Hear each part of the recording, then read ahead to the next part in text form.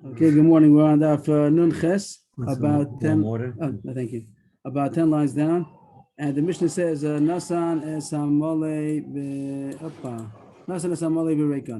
So that was talking about after he already did sprinkling the azos in Kodesh HaKadoshim and also on the Heichal, on each one of the bull and of the goat, one up and seven down. Then it says that he mixed the bloods.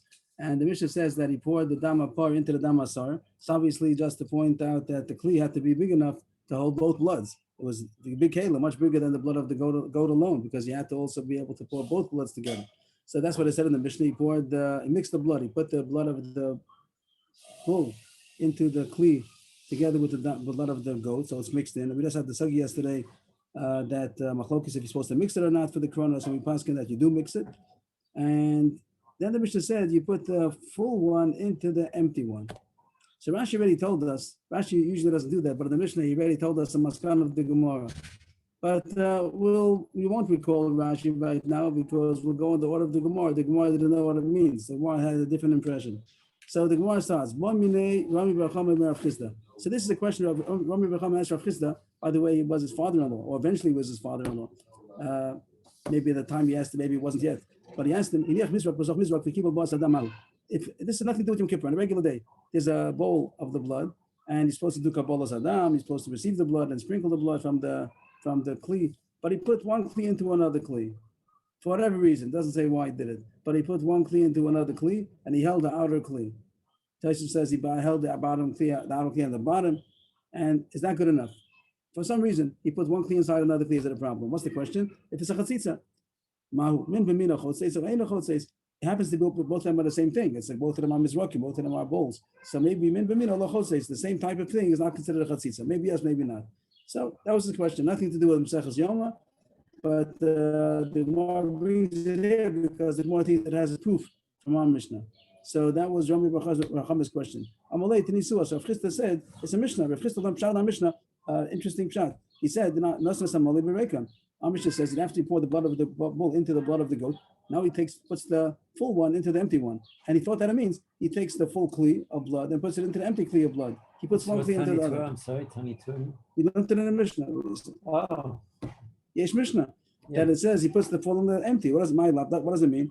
Doesn't it mean Hoshev Misra Malay Lasach Misra Kiprekon, that he sat the full bowl into the empty bowl? He put one bowl within the other bowl. If the Gemara think the Rav Chisda thought that it meant that, and according to that pshat, I don't know why should you do such a thing. The Gemara just had a question if you did it, is it kosher or not? But why should you dafka do it? I don't know. And the Gemara says no, it doesn't mean that. No, it doesn't mean, or it doesn't necessarily mean that he put one bowl into the other bowl. It means that he poured it back in the way we do. And you want to mix something, so you pour it back and forth. No, he poured all of the blood that was in the full bowl into the empty bowl. But the Gemara says he mixed it already. What do you do it twice for? He mixed the blood of the bull into the blood of the goat. Why should he take the whole thing and put it back in again? So why should he have to mix it again? Make it a good mix. The answer is in order to mix it well. So it goes back and forth.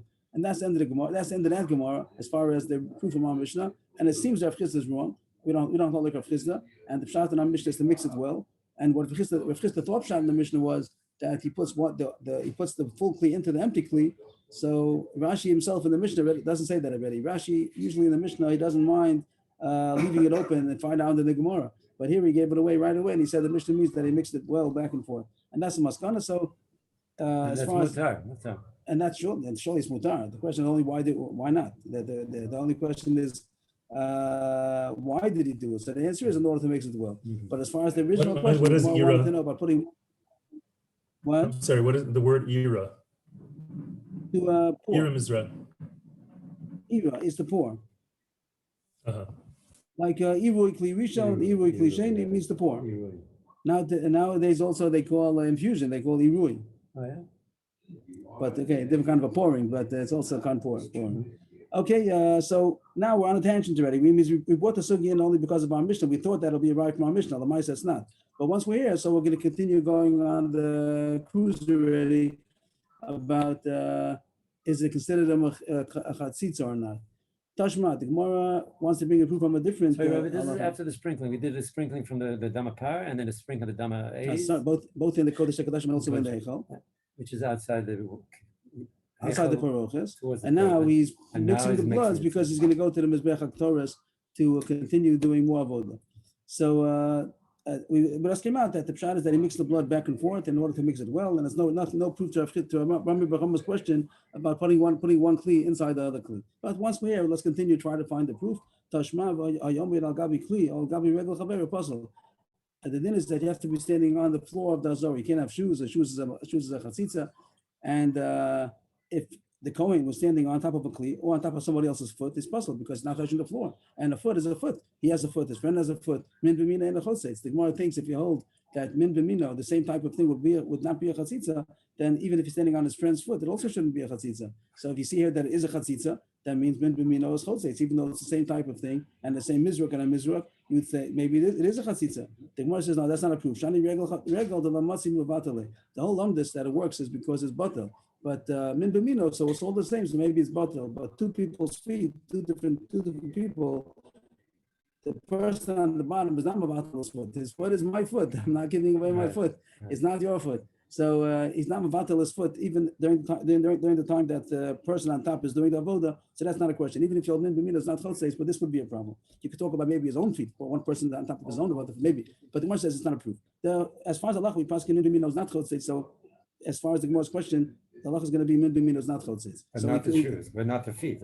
My feet is something else because there's not mavatal. The Gemara goes on, Ikadam, the others had a different version, Hachi boy mine, that the question was not the same question about putting one kli into another kli, but not because min b'mino chotzeis or not, but a different reason to talk about it. Derech sheres bekach or ein derech sheres bekach. Is it the normal way to do things? Derech sheres means the way serving Hashem. If he does something not normal, that's also a reason not to be yotzei because it's not a normal avoda. So not because min b'mino chotzeis, and it's not the technicality of min b'mino chotzeis chatzitza, but more is it called normal way. Tashma, the Tana Devar Bishmal, as called Klei Hashareis Hashay Shosu Bomba Kodesh. The pasuk over there is talking about. It happens to be talking. It does make a difference, but it's talking about over there when they wrapped up the kalim and then the parshas Bamidbar, they were wrapping it in order to travel. That the Bnei so the Kohanim wrapped up all the kalim. So it says they should call Klei Hashareis Hashay Shosu Bomba Kodesh. All of the holy vessels that they serve in the Kodesh. We're talking about the Mizbeach over there.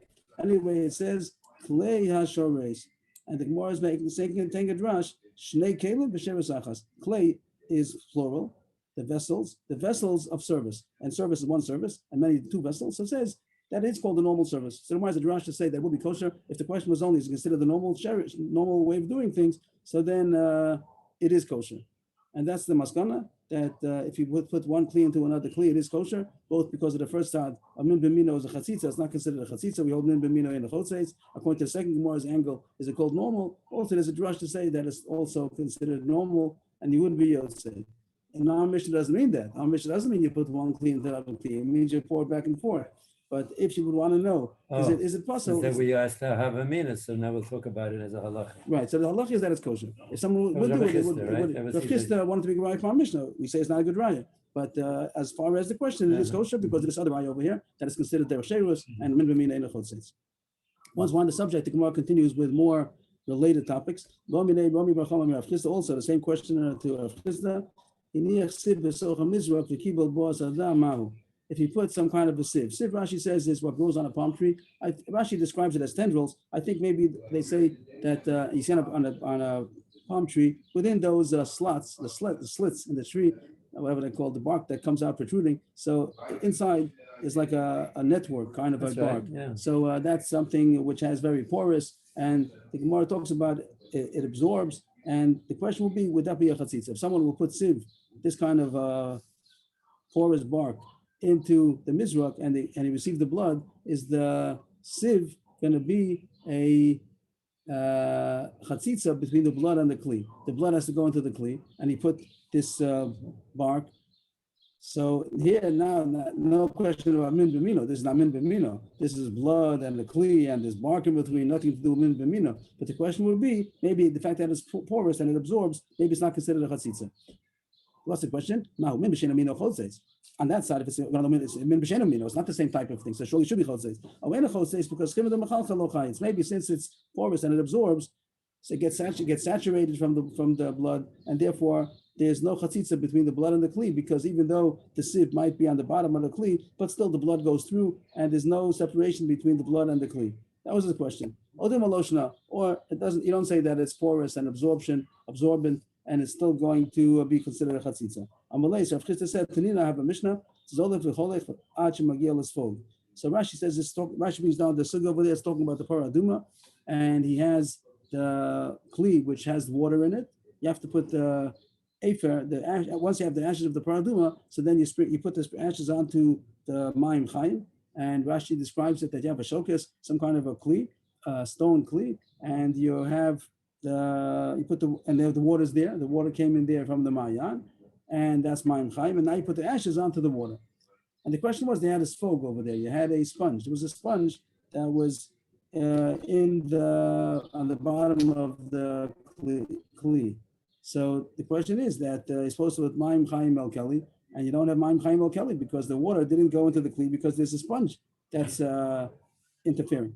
That's a chatzitza. And over there, the whole issue that the Mishnah is interested in is that the water that was inside the sponge, whatever's absorbed in the sponge, that's no good. And Rashi says the reason is because it has to be, what does he say? Rashi says the reason why it's not good inside the sponge. I forgot what Rashi says. That in the sponge for sure is possible. He says here, "Chayim el keli dinan shiva mayim no gin b'kli." So the water that's inside the sponge, that's not considered touching the kli. But the question is, how about the rest of the water? The rest of the water is also not touching the kli if the sponge is considered a chatzitza. And that's what the Gemara wants to bring a proof. All that it says over there is that you could draw the water out. The word to zolef, Rashi translates it as draining. You drain out all the water from the kli, and make sure that once you get that the water of the sponge starts oozing out, that water is not good. That water is not called mayim chayim el keli because it was not in the kli, it was in the sponge. But the water that's the rest of the water around the sponge is kosher, and you don't say that the sponge is considered a chatzitza between that water. Why is it not considered a chatzitza? It must be that since the sponge is absorbent, so it's not considered a chatzitza. So too, the Gemara wants to bring a raya that the sieve, which is absorbent, is not considered a chatzitza.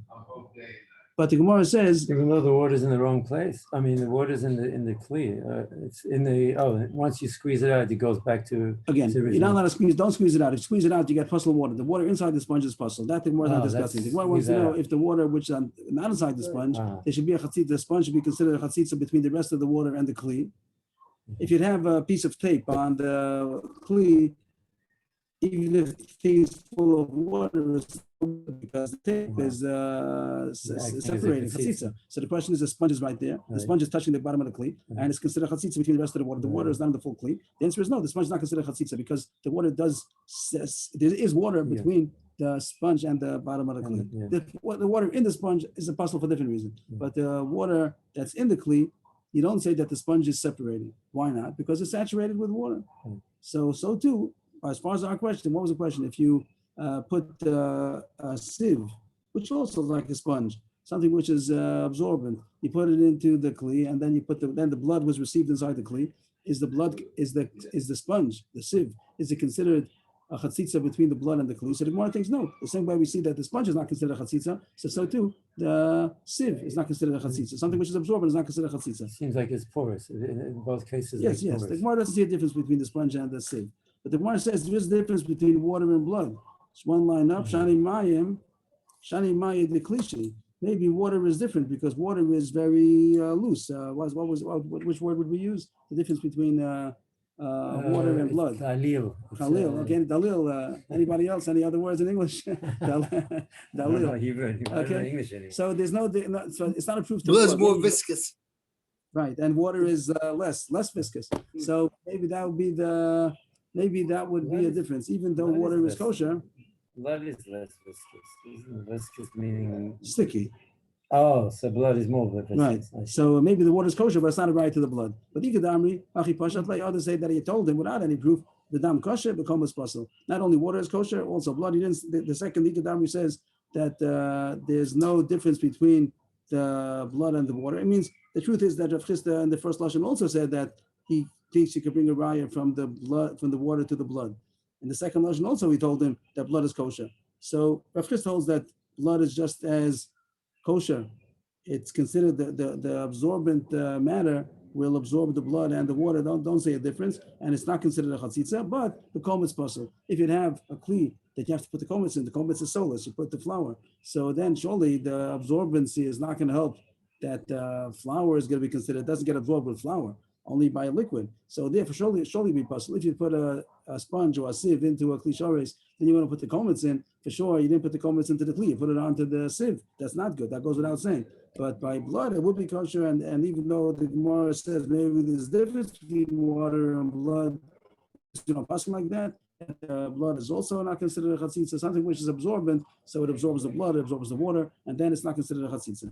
So this came in Agav. Just to sum up the sugis we had so far, the first question was about putting a mizrach inside a mizrach, a kli inside a kli. We thought it's right from our Mishnah, it's not. But as far as the halacha goes, it is kosher, min b'mino ein achotzeitz, and also as far as derech sheirus, it is considered a normal way of service, and it brings the pasuk of klei hashareis, plural klei, and shareis is singular, so one sheirus with two kelim, it's okay. The Gemara question about absorbency of a sieve or a sponge, is it considered a chatzitza? The Gemara says no, it's not considered a chatzitza, only by something which is a solid, like even a powder, but it doesn't get absorbed into the sponge. So over there, I'm asking that would be possible, would be considered a chatzitza, but by liquid, it's not considered a chatzitza. How come we don't say lomosifim? We don't add, you don't subtract in Torah. And We're not adding anything? You're adding another kli. If you add an extra kli, it's told to It's take called- a it's not kli and pour in the blood. so maybe into that kli. so the Gemara is a drasha to say that it's normal. The klei shareis is called normal. It's normal to hold two kelim also. So it can be considered a normal way. The drasha has klei shareis that even two is also considered normal. Klei hashem. Okay, we're now with Beis, non chesed with Beis, and we're continuing the avoda. The pasuk, this is a pasuk. This is a pasuk that the Gemara is quoting. After the Kohen finishes doing the sprinkling of the blood of the goat, of the bull and the goat on the parochis, then it says the next pasuk, and he should put the blood on the corners. Which mizbech is that? You might read the pasuk. He goes out. He's inside the Heichal. Now he goes outside. You might think that it means he goes to the outside mizbech.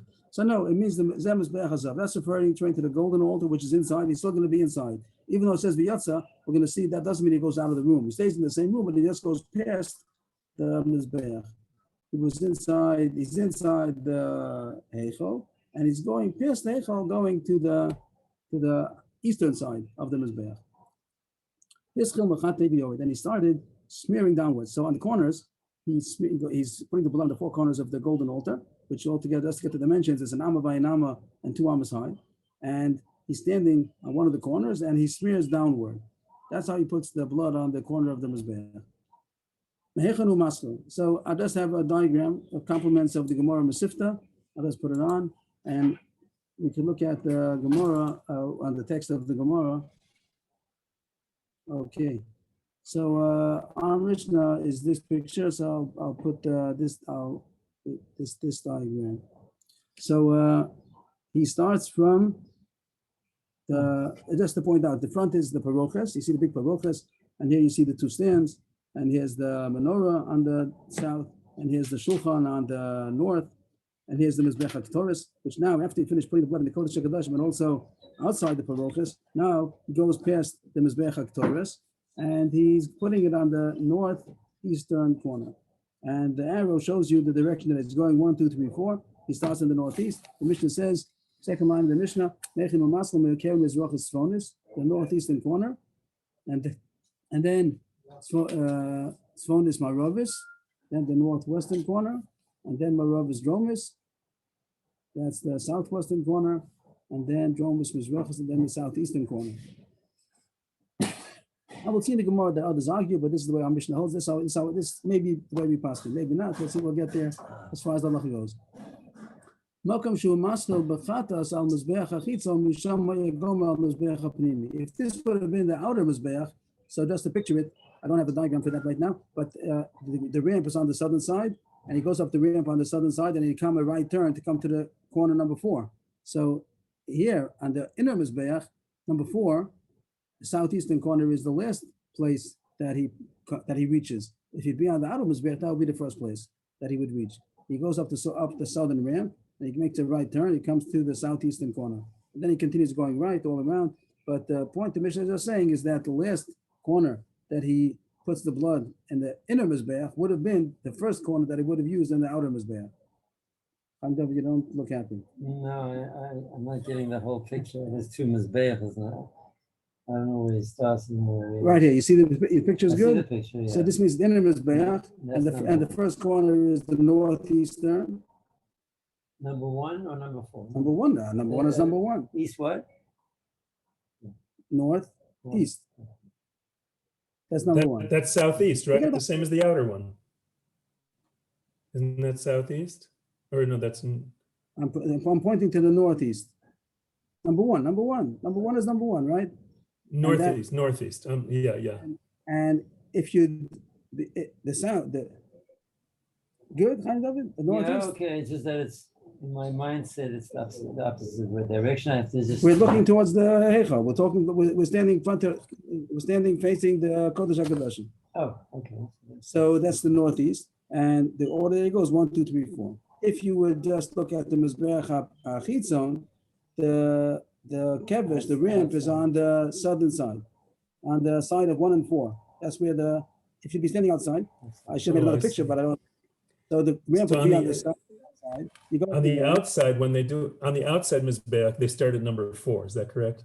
He Right. goes up the ramp and he's. I That's see. Uh-huh. What over here is number 4 is over there, number 1. You'd go up the ramp and make a right turn to number 4, and then you go all around 4, 1, 2, 3. That would be the order that you'd be doing on the outside of Mizbeach. So the mission is telling you, probably just for a mnemonic, just way to remember, is that the last corner of the inner Mizbeach would be the first corner if you'd be on the Mizbeach HaChitzon. Okay, that's the Mishnah. 4th line. Rabbi Lezer Omer b'mkomo ha'omed u'machate. So our Mishnah the Tanna Kama seems to say that the Kohen walked around the Mizbeach. Like it says, 1, 2, 3, 4. He stood by each corner. You see that he has a mizrach, a very small mizrach. I'm a little bit surprised. There's such a small container in his hand. It's not such a good picture because it's supposed to be over there. The blood of all the bull, all the blood of the bull and the goat together. Like that's very small. I don't think that's like a small little. You should have a huge kli l'chara. I don't know why they made such a small kli. But anyway, he has it in his left hand there. With his right hand, he's putting the blood. And he's going to walk around. He's not standing in the same, you can't tell in the picture, but according to the Tanna Kama, he's going to walk around to each corner.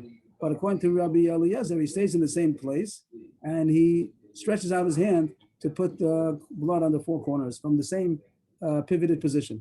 So that's machlokes. Tanna Kama holds that he walks around, and Rabbi Eliezer holds that he stays in the same place. He just moves his hand around.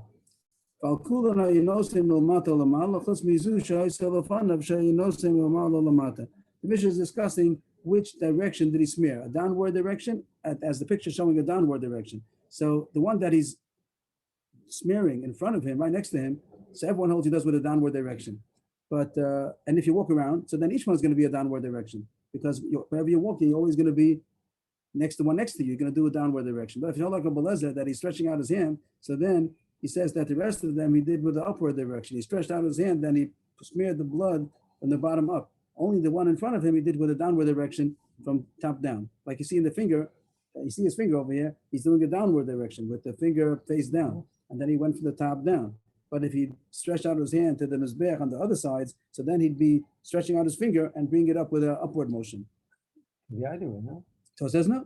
It says that the one in front of him he did with a downward motion, the ones far away he did with an upward motion. The Mishnah continues. I can take this down now. I'll take it off, but we'll get here again. We'll come back on the screen.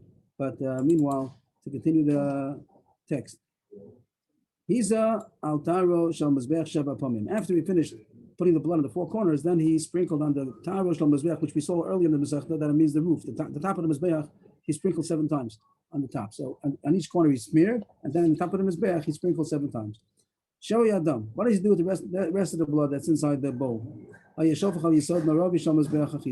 poured it out on the western foundation of the outer mizbeach. He walked out of the heichal now, and when he walks out of the heichal, he's going the first foundation that he meets is the western side of the mizbeach. So he pours it out on the western foundation, on the side of the mizbeach that he meets when he comes out. As he said earlier on, you already said that. You said that this beginning point is the end. No, this No. end point. No. Till now we were talking about when he has to put the mizbeach on the corners, which corner does he go to? So we said which corner does he start, where does he finish? Now we're talking about pouring out the blood on the outer mizbeach. So when he goes out with this blood of the inner Mizbeach, he goes outside. The side that he finds first is the western foundation. I do So have a that's the picture of side that that. he pours out the blood over there. Yes, I appreciate it. What's it say Taharo? What's it? That's going to be a circulator one. It needs the top. It needs the top of the Mizbeach.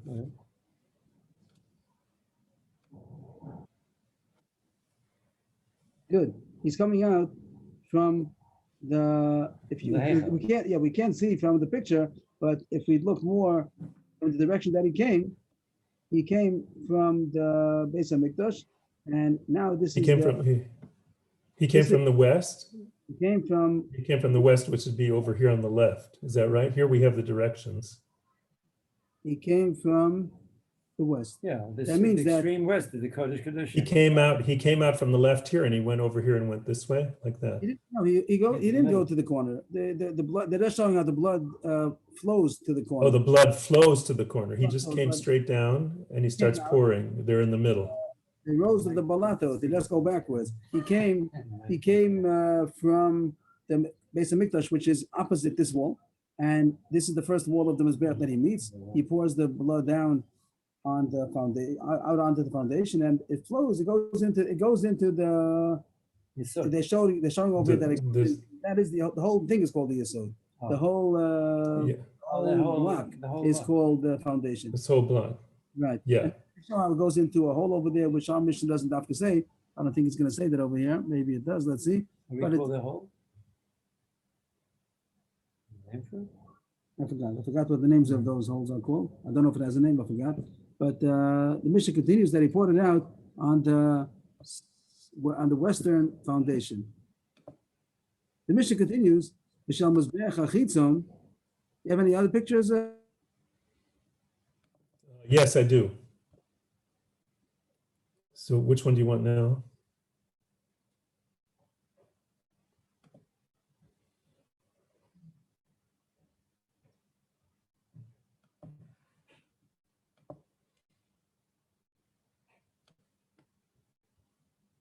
Kodesh HaKodashim. He came out from the west.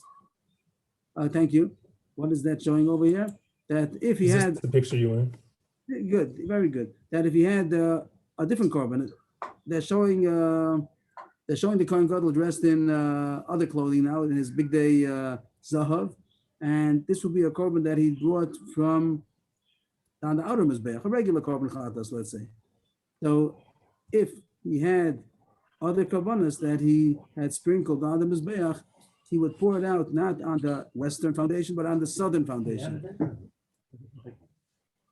That's the so.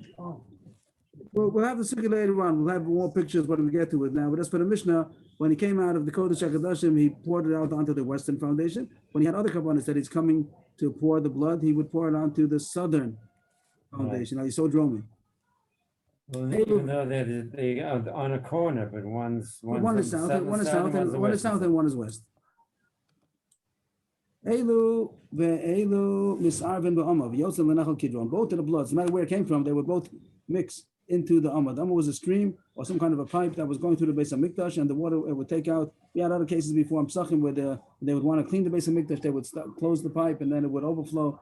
Other things also, whatever they had to get, Rashi says, all the Lichluchim, it would go out of this stream. And then it would eventually go to Nachal Kidron, which is the Kidron Valley, which is south of the Beis HaMikdash. That's after Ir David, between Ir David and the Silwan. That's the Nachal Kidron. And that's where the water would go to. And it was very useful fertilizer because it was full of blood, not only from today from Yom Kippur, but from all the carbonates. The blood always would get cleaned out over there. So it was valuable fertilizer. That they would sell it. The Beis HaMikdash would sell it to gardeners, Gananim, for fertilizer, and it's Mila, means it's Kodesh until they bought it. They'd have to pay for it. If they didn't pay for it, then they would be Mol Behektish. We'll see the Gemara that maybe doesn't mean that it's the rice, maybe it's Drabanan. It's only for sodas. Oh, it's not for It's only sodas. what? Sodas. What does psolis mean? Being thrown out. So that's going to be the Gemara. Is it still called Kodesh or not? Once it was used, that'll be the Sugya. But it says here that you have to buy it. If you don't buy it, then it'll be Me'ilah. Rabbanan. So now we're going back to the Sugya of. You didn't see the picture I had there? No, Very let's see it quick, again. very, I'm sorry. just because they take the balatot out, so you can see how it would go into the Amma. Wow. Okay, I don't know. Okay, it's an original picture. I don't know. Interesting. I don't know if that's true. Maybe very interesting how they did it. Here it looks like it's two different pipes, but whatever, they both, or else somehow they connect, but they both go into the Amma. They took the balatot and showed that there's an Amma. Interesting how that's true? I didn't know this. I don't know if they know it either, but they made it as if the whole stream is covered up except for a small portion. The rest of it is covered by the tiles on top. That's interesting. Very nice thought. I don't know that. Maybe if it's true, it's very nice. That the rest of it wasn't that it was going through the whole stream from west to east. That it went. It was open. This would be north. This would be north. This is the south side, so this would be going north to south. Right. I mean, what I mean, west to east. That right? Was it uncovered? Then you have to jump over each time. I was always bothered. You have to jump over it the whole time. So they took care of my problem by saying that it was tiles on top of it. Only one place they had it open. Interesting. Oh, just there was an open hole. And even over there, there was one place where it was no, open. even over here in the other picture, they had tiles over here. So maybe they're just showing that what's under the tiles.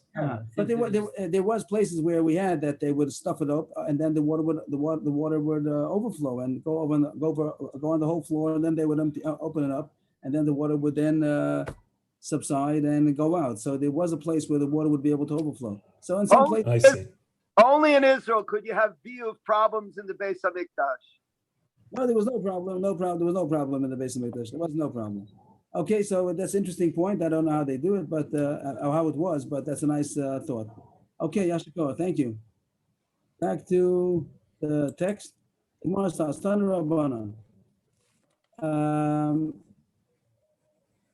I'll just put the picture up again. I think it might be helpful. And more than the text, so if everybody can follow that text. So he had done the hazaos on the parochas, and now it says in the pasuk he should go out. Why does it say v'yatzah? He didn't go out of the room, so why does it say v'yatzah? It's an interesting word. I think some of the Farshim and Chomesh Lo in the pasuk might even mean he goes outside to the other mizbeach, and the halach is not like that. The halach is that he still goes in the inner mizbeach. So why does it say v'yatzah? The answer is going to be Amrav Nechemia Lefisha Matzina B'Parabal Kol HaMitzvah Shekoin Omeid Chos LaMizbeach U'Mazal HaParoches B'Shah Shehu Mazeh Yachalav Zekein. You have different times that the Kohen is supposed to sprinkle blood in the Heichal. You have Yom Kippur. We also had a couple of days ago. We said Rabbi Elazar, Rabbi Yossi in Rome. He saw the curtain. We spoke about the other times also that you sprinkle opposite the curtain or on the curtain, by the Pa'ilam Dovar or the Parkohen Mashiach. There are other kinds of chatos of the Kohen Gadol, if he did an Avera, or if the whole Am Yisrael did an Avera, and the Sanhedrin is bringing a korban. So then also the blood is brought inside the Heichal, and he sprinkles the blood. Here it says that when you sprinkle the blood of those other korbanos, the Kohen who's doing the Avoda, he stands far away. He stands outside the Mizbeach. He stands east of the Mizbeach. In this picture, he would stand east of the Mizbeach, outside of the Mizbeach, and have to sprinkle the blood towards the Heichal. So what the Gemara is saying is that there's a difference between Yom Kippur, the sprinkling of Yom Kippur, and the sprinkling of the Pa'ilam Dovar or the Parkohen Mashiach. Over there, he sprinkles when he's standing past the Mizbeach, far away. But in Yom Kippur, the pasuk wants to say that he should be close by. So therefore, it says that now, after he finished sprinkling on the paroches or near the paroches, then he goes outside. So the word v'yatza is just to tell us that till now he was inside. What does inside mean? It doesn't mean inside of the room or outside of the room. It means within the Mizbeach or past the Mizbeach. So the reason why it says v'yatza is to tell us that till now he was inside. So the sprinkling on the curtain or near the curtain by Yom Kippur was within the Mizbeach. And that's why it says here v'yatza. Talmud Lomar v'yatza la-Mizbeach. That's why it says now that he should go past the Mizbeach. Hechen haya l'fnim ha-Mizbeach. If it says now he should go past the Mizbeach, that means till now he was inside. So the sprinkling of the curtains of the Heichal by Yom Kippur was done westward of the Mizbeach HaPnimi, westward of the inner Mizbeach. Is that good? I think I have a picture also. Can you just verify if it's if it's this thing that we're talking about here? This one.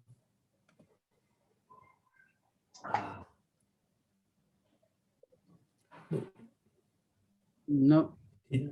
This is a different picture. This is not it, that he was standing here and now he goes to the west. Probably that's one of those footsteps. But the point, you don't see that we're talking about the Hechel, Chaim David. We're talking about the Hechel. When he Is he sprinkles the walking blood in the Hechel. backwards from there? Is he walking backwards? That's the reason the red arrows are I don't pointing think, towards us. I would think not, but let's leave that because that's not the sugya. I don't know. I don't think so.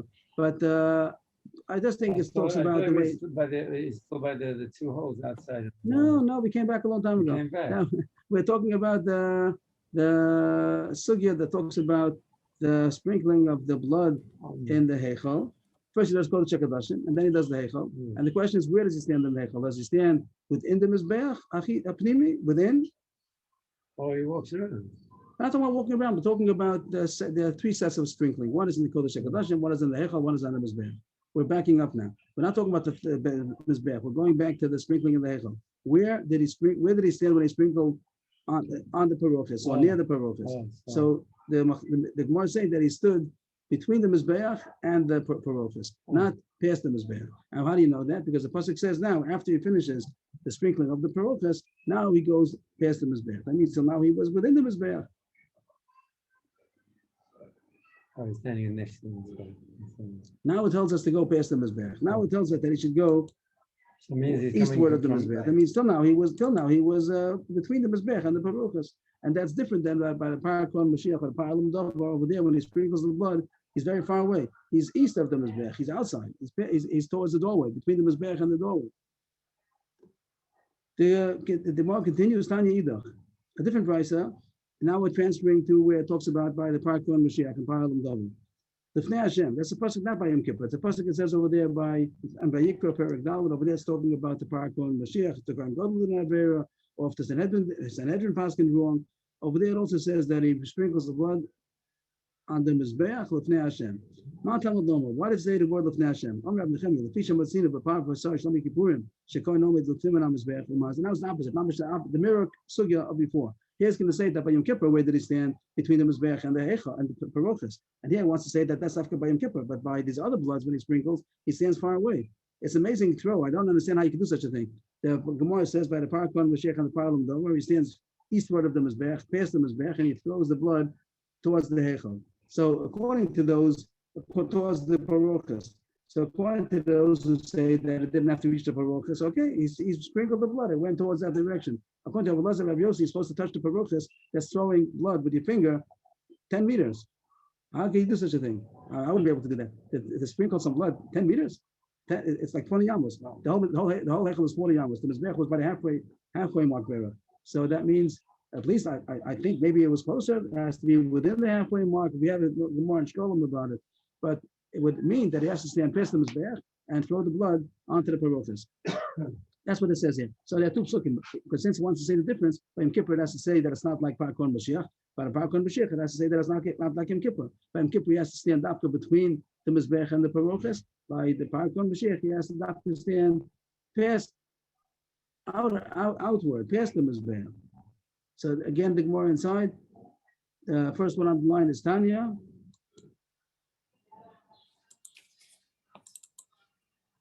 Tanya Idach. Lefnei Hashem. It says by Parakon Mashiach Lefnei Hashem. Why do you need that for? Abraham Nechemia, the reason is to tell you the opposite of Yom Kippur.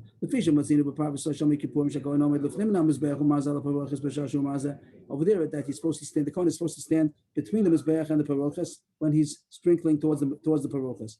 You might think by the Parakon Mashiach also he's supposed to stand between the Mizbeach and the Parochis. Talmud Lomer, no. Mizbach Torah Hasamim Lefnei Hashem Hashem Bal Moed. Over there it says that the Mizbeach, which is before Hashem, and the Rashi is going to be Mizbeach Lefnei Hashem Ve'en Kohen Lefnei Hashem. The Mizbeach is before Hashem, and he's not. That means he shouldn't be dividing. He shouldn't be separating between the Mizbeach and the Parochis. He should be past the Mizbeach.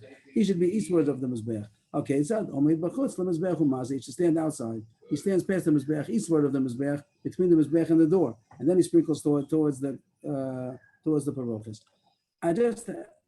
And based on this Gemara have a shot, and yesterday's Gemara spoke about that Abelazar Rav Yossi, he saw the spots of blood on the Parochis in Rome, and he says over there he knew that it was from Yom Kippur or if it was from the How did he know? He says this is Kesidron, this is low Kesidron. And we had a few pshatim yesterday, about 3 pshatim. What does that mean? In the Rishonim, Kesidron, Shlo Kesidron, what does that mean? But I have a simple pshat now, that when you're sprinkling far close by, so all the sprinklings are going to be close to each other because you're sprinkling from a close distance. If you're far away, so then even if you don't have to do it, you don't, but it's going to be spread apart, not because of halacha.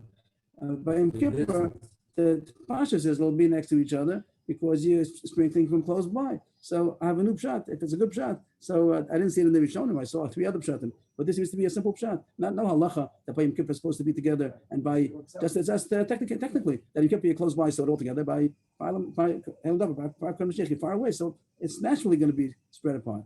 Okay, but that comes out halacha that by Yom Kippur you sprinkle when you're standing, the Kohen Gadol standing between the mizbeach and the parochas. By the Parkan Mashiach Param Dover, you're standing past outside the mizbeach. Hischil mechate v'yored. He starts smearing downward.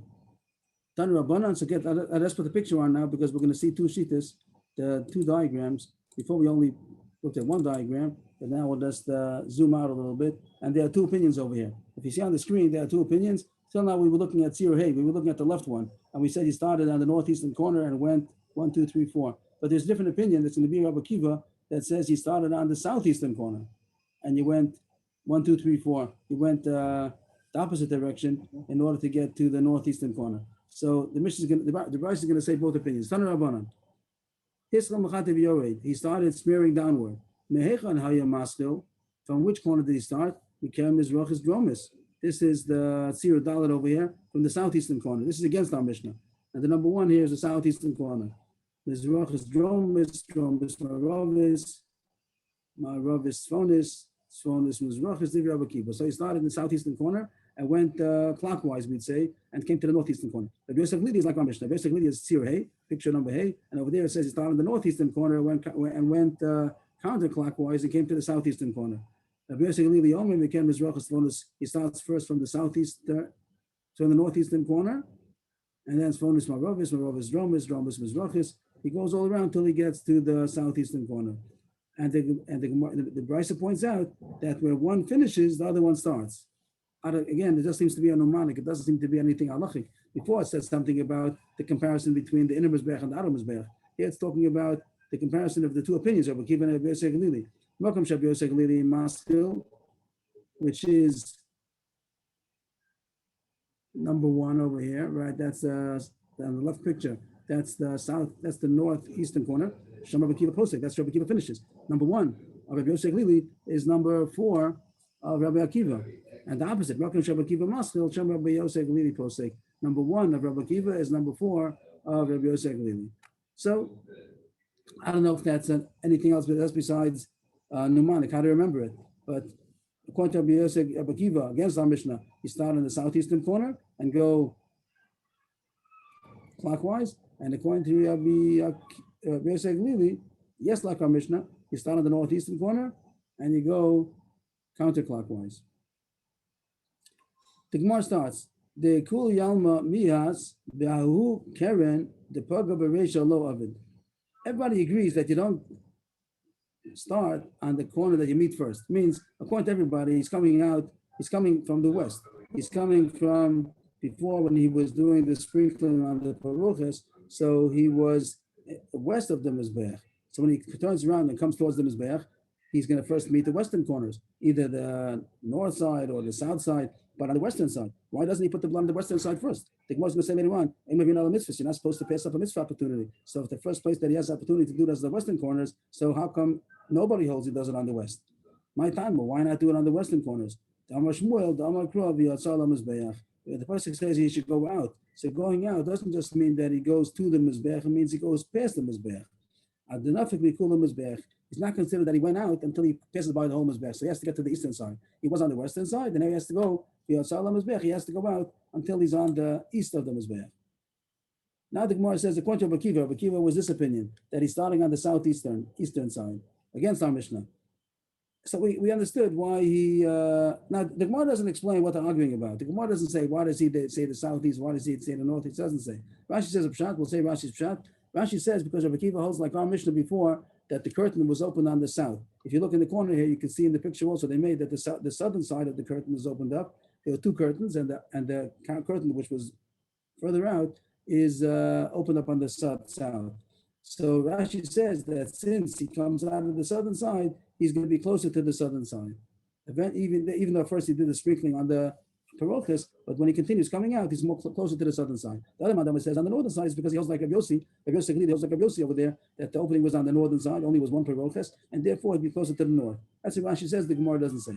But the Gemara does want to know that according to Rabbi Akiva, even though he goes to the southeastern corner, how come he continues clockwise? He should better to continue counterclockwise because he's supposed to go to the right. We know Klal, whenever you turn, you should go to the right. We'll see it soon. So how come Rabbi Akiva says you go to the left? He's going 1, 2, 3, 4. He's going to the left. Wouldn't he? Even though he wants to start on the southeastern, he should have continued to the northeastern and then continue. Why does he go to the left? Why do we not circle towards the right? Does he argue in the halacha of Rambam Bar Yecheskel? The Gemara is going to bring now the halacha of Rambam Bar Yecheskel, which we had once upon a time, that when you count, you should be counting towards the right. And the Gemara thinks always, whenever you're turning, turn to the right. That's the picture over here. The picture doesn't show much, but this is the Yam Shel Shlomo. It was a huge pool of water that was in the base of Mikdash, and it says that it was made out of copper, and it was made on 12 copper cows, bulls. That it says that all these, they're not real, they're not alive, they're copper. And over there it says that there were 3 facing the north, and then it continues counting the how does it go? The west. The Gemara reads the pasuk right now, and when the pasuk counts them, it goes in the right towards the right, counterclockwise. So the Gemara learns out from there, he's supposed to go towards the right, and that's Gemara is asking, how come here Rabbi Akiva is going towards the left? So the Gemara says, is he arguing on Rambam Bar Yecheskel? Rambam Bar Yecheskel, Yam Shel Shlomo. The pasuk says, this is quoting the pasuk in Divrei Yamin, or in Malachim it says on the side, it says, Omeid Hashem Mosa Bakar, was standing on 12 cattle, not live cattle, copper cattle, Shlosh Ponim Safona, 3 of them were facing northward, Shlosh Ponim Yama, 3 facing westward, so going north and then west. North and then west is going counterclockwise, it's going towards the right. North and then west. And then Shlosh Ponim Negva, and then 3 going facing south, and Shlosh Ponim Mizracha, 3 facing east. So it says north, west, south, east. It's going in a right, what we call counterclockwise. So the pasuk ends Vayam Aleim Elamala, the whole Lachavreim Boisa. All this is the pasuk that the pool was on top of them, and all of their backs were towards the center. They were all facing outward. But anyway, what do you see? Whenever you are turning, you should always turn towards the right. The word Mizrach is not our subject at all, and over there wasn't Mizrach, it was just always to the right. Rashi points out, we had this once before, that when it's talking about going up the Mizbeach, going up the outer Mizbeach, you went up the ramp, and the ramp was on the south, so then when you turned to the right, it was towards the east. So that's why it always says the Mizrach, but it's not our subject at all, and it isn't even relevant to say always east. You always turn to the right, whatever it is, not Dafka east. Over there, it happened to be east. But anyway, the Gemara thinks that the fact that Rabbi Akiva, back to the issue over here, the fact that Rabbi Akiva says that you go towards he seems to be arguing. You want to say that Rabbi Yossi Aglidi, who said that you did go towards the right, he holds like Rabbi Yecheskel, go towards the right, and Rabbi Akiva that says you go towards the left. Seems to argue. So the Gemara says no. Everybody holds like Rabbi Yecheskel that you should count to the right, go towards the right. That was outside in the courtyard over there. It's talking about the Yam Shel Shlomo, and over there you did go towards the right. But here that it's talking about in the Heichel, over here you don't have to go towards the right. So it doesn't say why. What's the difference between inside and outside? I don't know. But Gemara is distinguishing and saying that even Rabbi Akiva would agree that usually you do go towards the right. Only over here that it's inside the Heichel, that's why you don't have to. But the Gemara says, okay, you don't have to, but why Dafka go to the left? If Rabbi Akiva Nahid, even though he doesn't learn out that you have to go towards the right, but whatever you want to do, you can do. So how come you do Dafka towards the left? Maybe do whatever you want. Why Dafka towards the left? Really, Minadin, he should have done the western corners first because we said that he was coming, and those are the ones that he met up first. You're not supposed to pass up a mitzvah, and the first one you meet, you should have done first, which was the western corners. Why did we say a couple of lines ago that you don't do that? On my law of it, how come you didn't do it? Because we said, that you have to pass the whole Mizbeach, like it says V'yatsos. That's why he can't do the western corners. He has to get to the east. But now that he did the east, now go back to the corner that he should have done. And he should have done the number 2. He should have done the one which he passed up. That was one that was supposed to do. He was on the southern side and he passed by number 2. He couldn't do it over there, so he did number 1. But now that he did number 1, go back to number 2. Since he already did the southeastern corner, then go to the southwestern corner because that's the one he should have done if he would have been able to. Okay, we'll stop here. We're still in the middle of the sugi a little bit, but so far we stopped at a right at the end of the page where it's sort of a stop. So that's the chazor. Yes, please. Where we're stopping right now is a tremendous chiddush. It's saying that even though you already did it, you have to go back because of preserving the klal of ein ma'avirin. You have to go back and do the other one. That's right. That's a nice thing. That even if somebody made a mistake, not made a mistake, but for whatever reason he couldn't, Shori made a mistake also, and he passed up a mitzvah, so he should go back to do what he passed up. That's like for the mitzvah that he could have done it and he didn't do it. So here he did the right thing, but it's like an exception to the rule. So go back and give that cover to the mitzvah where you should have done it first. And Chazon Yecheskel says it's totally on a chakira, that if it's a bizui of the mitzvah, then yes, you have to go back and do it. But if it's din on the gavra, if you already did it once, you don't have to go back and do it. You don't have to go back and do the first one.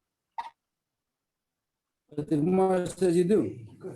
The Gemara is my So mitzvah he's on the mitzvah, like bizui mitzvah. the Gemara says that never even. So the Gemara is answering the Chakira. If there's such a Chakira, so he's just explaining what the Gemara means to say. If the Gemara says you do have to go back, so then you go back. So I don't see that the Gemara is leaving room for two sides right now. Here the Gemara says that if someone had a Chakira, I know it's mainly discussed. There is a Turei Evan on Daf Yud, on Daf Vav Amud Beis in Megillah, and I would love to see the Chazon Yecheskel in Bifnim because I don't think he thinks so push. Okay. So here there's the sum of the Gemara. The Gemara, that's the sum of the Gemara. The Gemara said about the Molek B'Reikon that the Maskana, the Pshat seems to be that you pour it back and forth in order to mix it well. The question did come up if you're allowed to put one kli into another kli always, not Daf Yom Kippur. And the Gemara came out that Min B'Mina and a Chotzeit, so it doesn't say that, but that's what we paskin. And also, it's not a problem of Derech Shevis, it is the regular Shevis, Klei HaShares. And as far as something absorbent is a chatzitza, the Gemara says no, it's not a chatzitza by liquid, by water, even by blood, but by komas, of course, it would be a chatzitza. Then the Kohen goes out to the Mizbeach HaShel Lefnei Hashem, which is the Mizbeach HaPnimi, even though you might not think so, but it is the Mizbeach HaZav, and you do smear downward in the corner that you're next to. We'll see the Sugya tomorrow more about that. In the order, our Mishnah speaks one opinion, and that's how we paskin, but there is another opinion that says that it's supposed to be on the southeastern corner.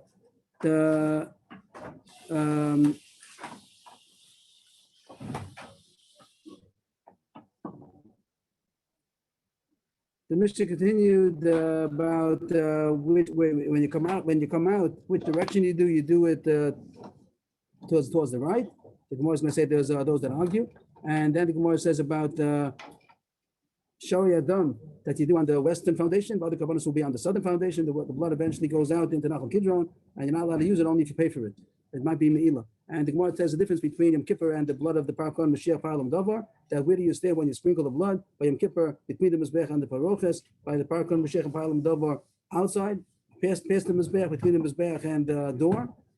The Gemara says the Machlokis of the Brisa, which the Mishnah doesn't say, but there is an opinion that says that it goes towards that you start in the southeastern corner and go towards the left. The Gemara says about why don't you do the first corner on the west, which is the first. The Gemara says because it says V'yatsa, you have to go past the Mizbeach. As far as going towards the right or towards the left, our Mishnah says you go towards the right, and the Gemara says Rabbi Kiva also would be masking to that. But since you have to pass up the mitzvah because you have to go past the western corner, so go back towards even though you're going towards the left.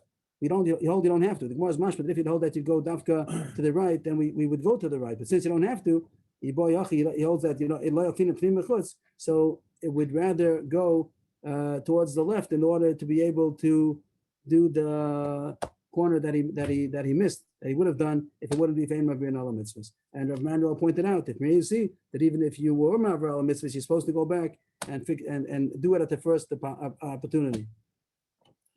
That's your question, everybody, and we'll be back in about 3 minutes to continue our learning in Maseches Avos. Thank you. Ready.